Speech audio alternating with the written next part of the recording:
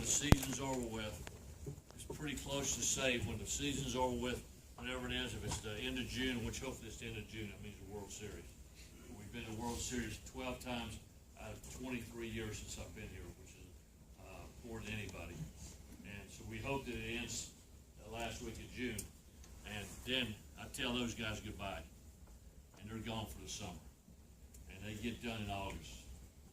And they may come back during that time.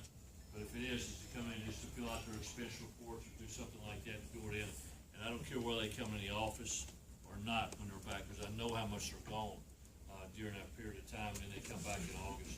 And they've been to try to get to all the big tournaments, try to get to as many showcases as we can, and those type things to see guys play and evaluate guys, compare guys.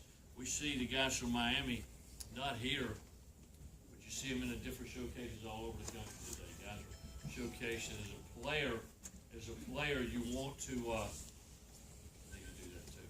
As a player, you need to try to go to the showcases that you think the coaches are going to be at. Like right now, if you went to a showcase, we couldn't be there. The only way we can see you as a player right now, if you're on our campus. If you were at Florida at a camp right now, we couldn't be watched by NCAA rules.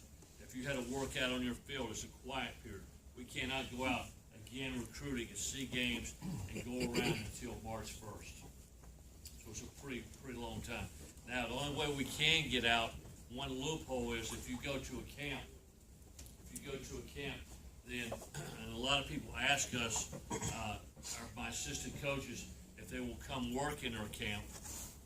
And if they go work in our camp and they get paid to be in a camp, then they can be at a camp that you're at.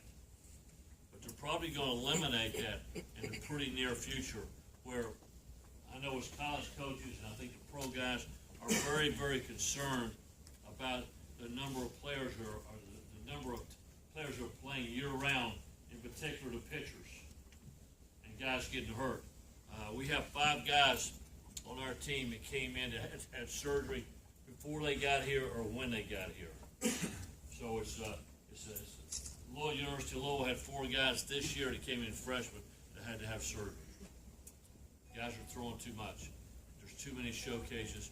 Guys are not in shape, and they're going out and they're airing it out once every 2 weeks and not practicing, not doing some of the things. It's great for hitters because, again, the more you hit, I think the better, within reason, you need to take a break. Our hitters take a break the entire month of December.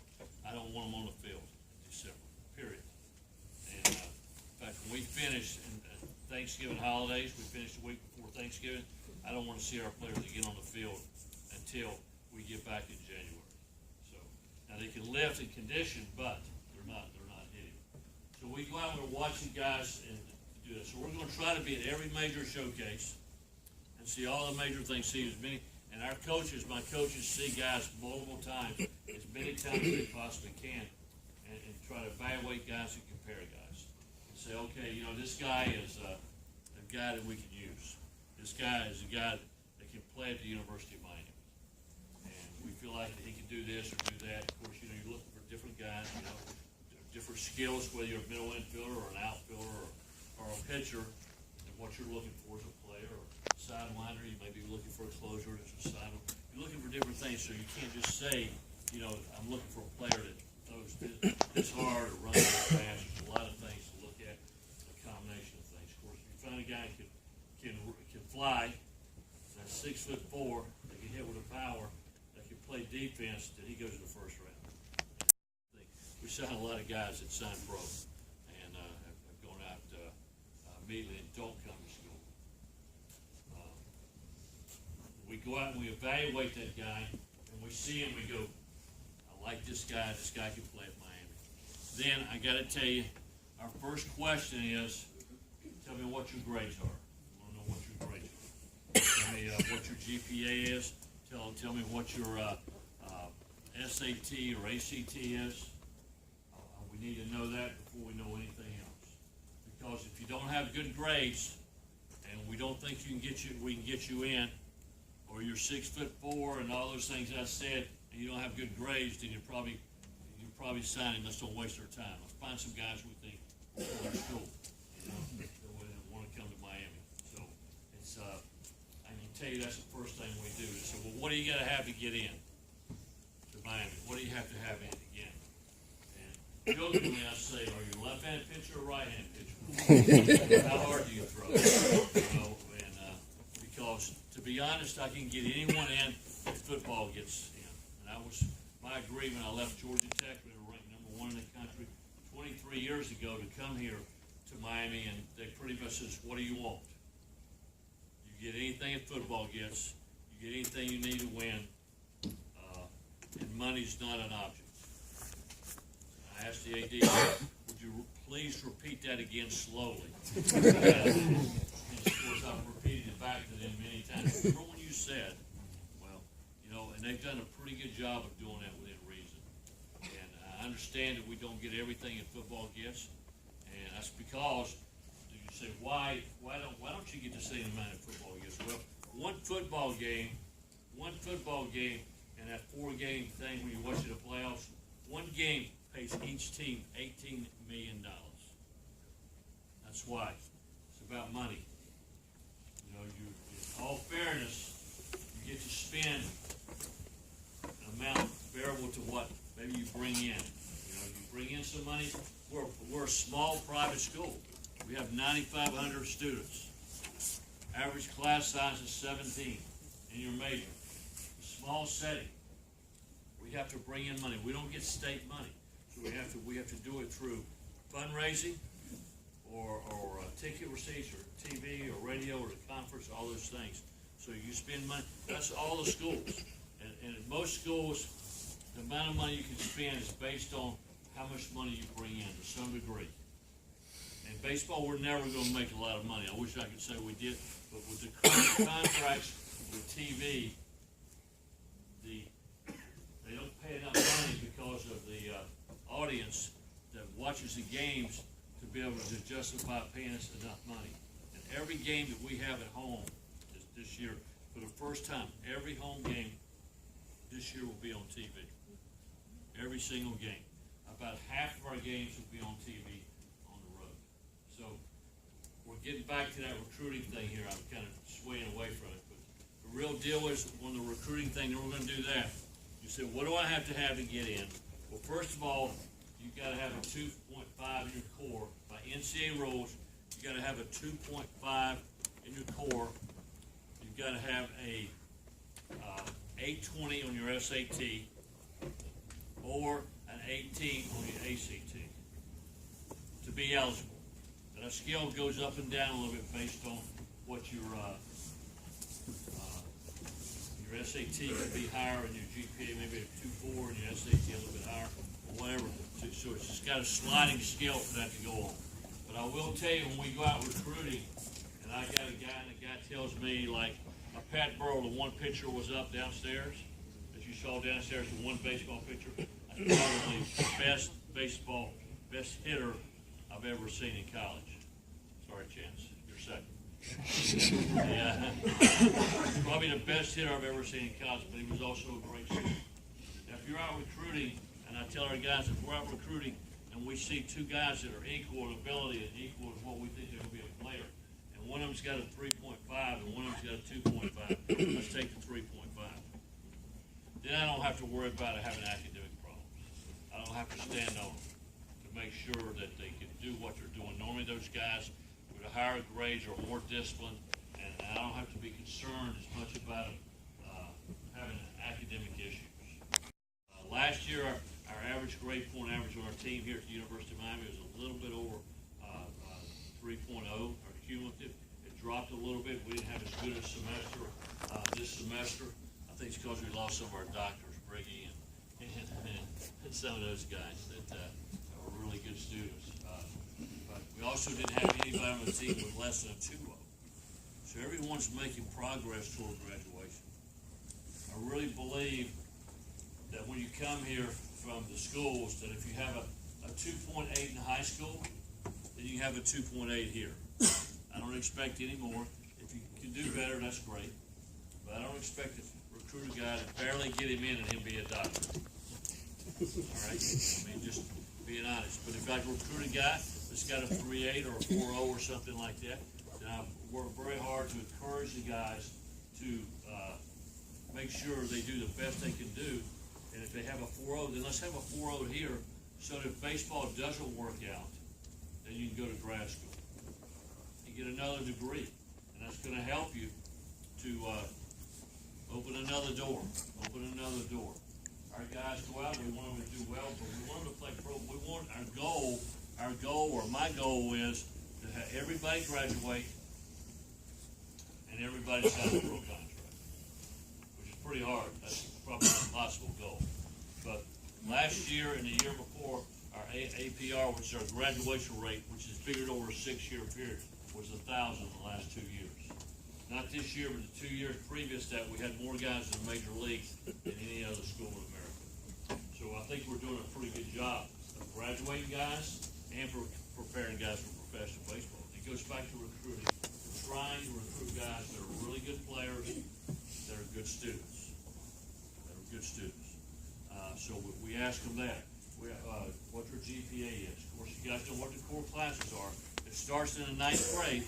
Some of you guys are in the 8th grade here. So the 9th grade is when your GPA starts. And the 9th, 10th, 11th, 12th added together. It's not just your 12th grade that counts on is what your grade point. So it's 4 years combined. So if you go 0 for 25 to start the season, it's hard to hit 400. And same thing if you blow it out, do terrible in the 9th grade school, it's tough to get your GPA up. So you just start out and work up and get better. You progress. The grades like you do as a player, just like you do as an athlete. So do that. You can take your SAT or your ACT up to 3 times and count the best scores together. The only thing we look at right now is the math and verbal on our SAT at the University of Miami. So our average, I got to tell you, sometimes it scares guys, but this shows you how good this degree is. Our degree is ranked the top degree in the state of Florida, and one of the top degrees, one of the top 50 degrees in the country. I think last time it came out was 37 in the country. Our average incoming freshman last year on the math and verbal made 1331. I know you guys would think you couldn't get in, or you wouldn't have got in. That's what I always hear alumni say.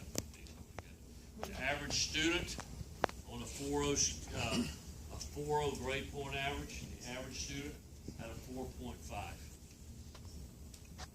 on a 4.0 scale. So you got all the extra credit classes. With that said, our guys will graduate. We're getting the same degree that they are, and our graduation rate in athletics is higher than the graduation rate of the students. And the reason for that is because part of that luminary you just walked through, our academic support system. We do a great job as a normal role. We bring in a player. We bring, when they come in, they visit with Heather, who's our academic advisor for baseball, to make sure they're doing what they're supposed to be doing in high school. She helps them through the process of getting in school. Then she helps them through the process of doing their first schedule. And then once they get here, she meets with them and she sets up the class schedule for them. She sets up the tutors. She monitors the classes to make sure you go to class. It's a very strict thing where it's monitored more now than it's ever been to make sure that guys are doing what they're supposed to be doing. And we have a tutor system that any player on our team, whether he's on scholarship or not on scholarship or whatever, it matters how much. It doesn't matter. We pay for the tutors to make sure they're getting all the help they can. The funny thing is, the better the student is, the more they ask for tutors. They think because they want to get a 4.0 or whatever, they seem to ask for tutors always. And those guys that's got a C that I'm worried about, I'm good, coach. I'm fine. And when we check class, the guys, the best students are always in class. I don't understand that. Those guys are always getting A's. The guys are always in class. So the real deal is, being a private school, from the top, the most important thing here is retention rate and students graduating. And that's what you'll find in a private school. And private schools are very similar. And sometimes I feel like I shouldn't say this, but I will. There's different type things. At Georgia Tech, where I coached for 12 years as a head coach there, they would say they would grade themselves on how difficult they were. Look at the guy on your left, look at the guy on your right. 2 out of 3 of you won't be here at the end of the year. Some means they flunked out. And they graded themselves how good they were by how hard they were. Well, University of Miami, being a private school, doesn't look at that the same way. Neither is Stanford, neither is a lot of private schools. I know Danny Hall, who's the coach at Georgia Tech, who's a friend of mine. Of course, I love Georgia Tech because that was my first head coaching job at a Division I school. And his son narrated between Stanford and Georgia Tech, where he's the head coach. And he went out there and he told me his son and him visited Stanford, and they told him, said, listen, if you come to Stanford and you do what we tell you to do, we can't promise you that you'll be a Major League Baseball player, but we'll promise you that you'll graduate. He said, I couldn't believe they said that. And I go, we say the same thing. We say the same thing. He said, I couldn't believe. He goes, you do? And I go, yeah, because it's a different philosophy. And yet it's one of the best degrees you can get, and our guys will graduate. So I think that's important when you're looking at it. Whether you're a great student or you're not a great student, our guys will graduate. And our guys will win professional baseball. So I think that's a good thing.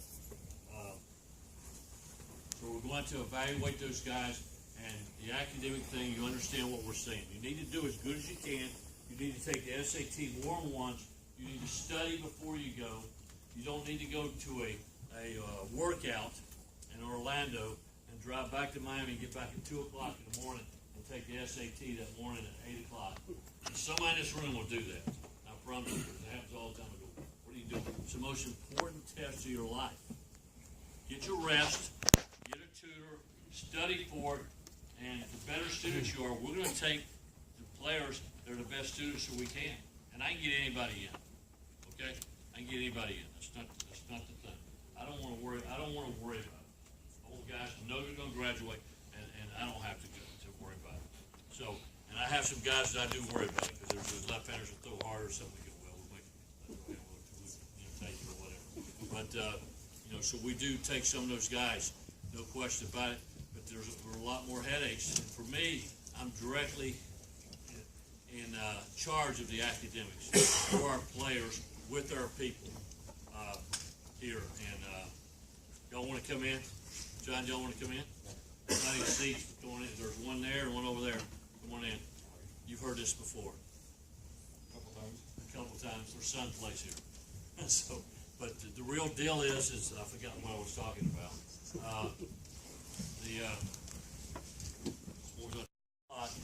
I'm meeting with academics, figure out what's going on with our players.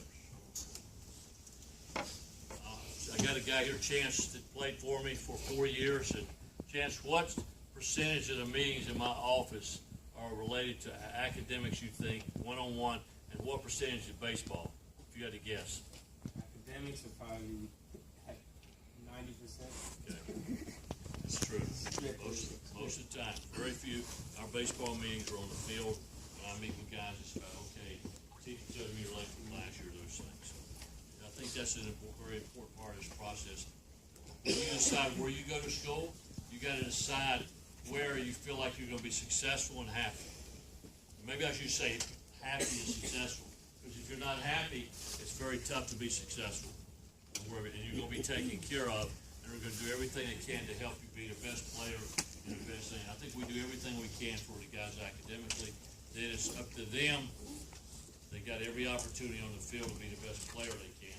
It's up to them to be the best player that they can and come out and battle for every opportunity to get in the lineup and play.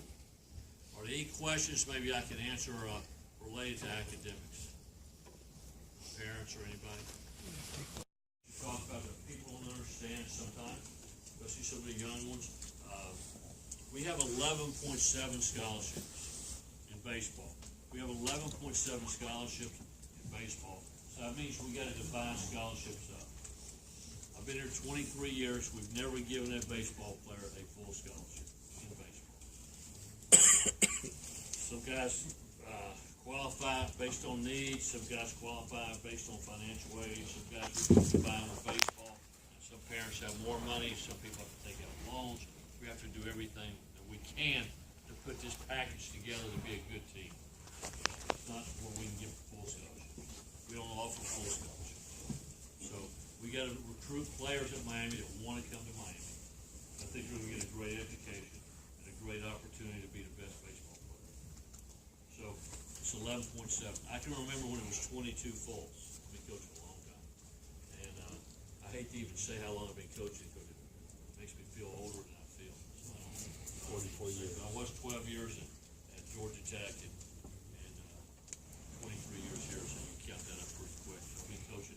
All I've ever done, when I was playing with the Red Sox, the next day I had on a coach's uniform as a college coach. So I've been coaching ever since. And longer than you guys are old. And when I was in college, my coach was like 35. And I was 20 and I thought he was old as dirt. I understand how you guys feel. You know, but it's a different thing. The scholarship. So therefore, if we're recruiting a guy, he's a good student, and it looks like he can get some financial aid, some way to add to baseball, then that's a good thing. That's a good thing for us recruiting. Like a Ryan Braun. Ryan Braun's from California, from LA. Again, narrative between us and Stanford. But he got a half academic scholarship. He's a really good student. And now he's really a rich guy. He's made over $100 million playing the game. But he narrowed it between the two of us, and so I made it easy. If he hadn't got that academic scholarship that like he had, we would have never got it. Because we wouldn't have offered it before. We didn't know he was going to be as good as he was. He wasn't drafted out of high school. We thought he was going to be good, but we didn't know he was going to be one of the top players in the draft 3 years later. Or Pat Burrell turned down $1,000 out of high school and got $8 million 3 years later to leave here. But we didn't know that. But I got to tell you, Ryan Braun, when he came here, we're always setting up this thing and doing this great speech, hopefully, about why you should come to Miami. And Ryan Braun's mother, he's Rookie of the Year in the National League. And they do a big story. She works with Budweiser, and she's a brewer. She makes beer. Of course, Ryan plays for the Milwaukee Brewers. And so they're doing a story on it, and they asked her, said, trying to figure out how good he was and everything, but why he came to Miami, and he's a West Coast guy, and Stanford's a great education, and no disrespect to Miami, but you're a California guy, and Stanford's a good baseball program too. She said, so why did he choose Miami? So I'd like to hear a good answer like Coach talking to me. Well, the mom says, well, he visited Miami, and he visited Stanford. She said, it was the girls. We figured out pretty quick after that we need to make sure when we do the official visit, we're walking together around campus, we always try to time the class is changing. So they can see the girls. Whatever works, right? We're trying to. But that's our scholarship situation. For us, a lot of guys that come here, they come different ways, like Chance Mack, we were very, very lucky, was a great player for us, a great guy, stays involved in our program, as you can see. His mother worked at the university and still does, right? No, she's done that. She probably just stayed for you. Yeah. Okay. She works at the University of Miami, so therefore he gets to go free. So that's a pretty good deal. I don't know whether do we have any other parents in here that works for University of Miami? That's a big deal. We've had a few since I've been here, more than you would think of. That Gutierrez, Carlson, for the first round, those guys are free. And in scholarship thing, putting these packages together, that's a big deal. That helps a lot for us in recruiting and doing that. And we also have a program. We have a program that I guess just started about maybe 15 years ago, or 14 years ago, I think, maybe to be exact. Because J.E. was on the first one. I went to our president and I said, guys are signing after their junior year, and then they're going out and playing, and they're playing 3 years. They sign for, let's say you sign for $500,000. So how many guys would sign for $500,000? I hope nobody raises their hand. For $500,000. $500,000, It's $250,000 after taxes, approximately. Guys go out and they play, and Craig, you can correct me, but they get paid. They go out and play. You go to spring training in March. If you're a minor league player, you know how much you get paid in spring training? Zero. They pay your expenses. So then you start playing in March, and you make $850 a month. Is that correct, Dan? Start off $950. $950. They're up to $950, and they play for 4 months. Play for 4 months, so you can figure $950 times 30. What else? How much is that? 38. Personally, zero. Just expenses. So you're digging into that $250,000. You probably buy a car, and whatever you buy. But I guarantee you, in 3 years, that money's gone. So then our guys are coming back. They were either quitting, getting released, mostly getting released. Most guys go out and play for 2 or 3 years, and they either make it or don't make it. Then they're coming back and they want to go to school. Well, Miami costs approximately tuition $44,000 a year. Total cost $62,000 a year. And so that means you got to make $100,000 to have 62, right? All the parents understand that. The guys probably will. So you got to make $100,000 to have 62 after taxes. So I went to our president and I said, you know, these guys, they can't afford to come back and finish. They're having to go to a state school. She said, well, let me think about it. So she called me back the next week, and I went back, and she said, okay, here's what we're doing. Everybody goes out when they sign a pro contract. When they want to come back, I'll pay for all their school. JD was the first guy that had his schooling paid for so he could graduate. So now all of our guys come back. That's pretty close when I say everybody, right, Chance? So you listen, isn't that pretty close? Everybody comes back and gets. That's why our graduation rate. He came back and graduated. Everybody came back and graduated. So that's why they're doing it. So it's a really nice program, a great advantage there. Very, very few schools have to be able to graduate. So that's another selling point. The only thing that's bad is that the juniors know that they can go out and sign and go out and try it, and then when they come back, we'll pay for their school. And I'd rather them stay here and play, than go out. I'd like to see guys stay 4 years. So it's almost an advantage for them to go out. From that standpoint, go ahead and give it a shot. If they make it, then that's a great thing. We've got a lot of players made it. A lot of players make it. Percentage-wise, I feel like 75% of our guys that play in our program sign pro contracts. And 90-some% of those guys do not make it to the big leagues. So we're around 95% of the guys do not make it to the big leagues. We got more than anybody in the big leagues. 95% of our guys that sign don't make it. Those guys got to come back. What's the most important thing? Education. In the real world, the real deal, the most important thing is education. I played in the minor leagues, I got my education. JD played 7 years, came back and played. Gino played 2 years, came back and finished. Guys are coming back. It's going to happen. If you happen to be one of those guys that make $100 million or whatever, the big money, $50 million, and don't ever have to work again, and that's a great deal. But that's kind of, it's not like hitting that $1 billion lottery. I don't know how far it is away from it. It's tough. It's a tough deal to make. So what you want to do, in my opinion, is go to college, sign after 3 years, and let us pay, and come back. If you make it, then that's a great deal. Actually, I've got a son, and he can do that. I'll be the toughest sign ever. Maybe tougher than you. I'll be the toughest sign ever to have my son go out and play. Out of high school and probably after his junior year. But for sure out of high school. And I just hope that my son, I got a 4-year-old, my first, so I talk a lot about him too. So I got a 4-year-old. And I'm hoping that he can get into a place like Miami where you're taken care of. And I got to tell you, my kid, he's probably the best looking, smartest, best athlete ever. Not that I'm his dad. It's fun to use the same line I've heard. I'm his dad, but he's the best. And I understand it because I feel that. And so, with that said, do everything you can to be the best player you can be. Get in the best programs you can, to work hard, to be the best player you can, be the best student you can. Go to the summer camps. If you wanna go to Miami, if you wanna go to Florida, if you wanna go to Florida State, all the schools, I hate to say those dirty words, but those words, you know, go and visit.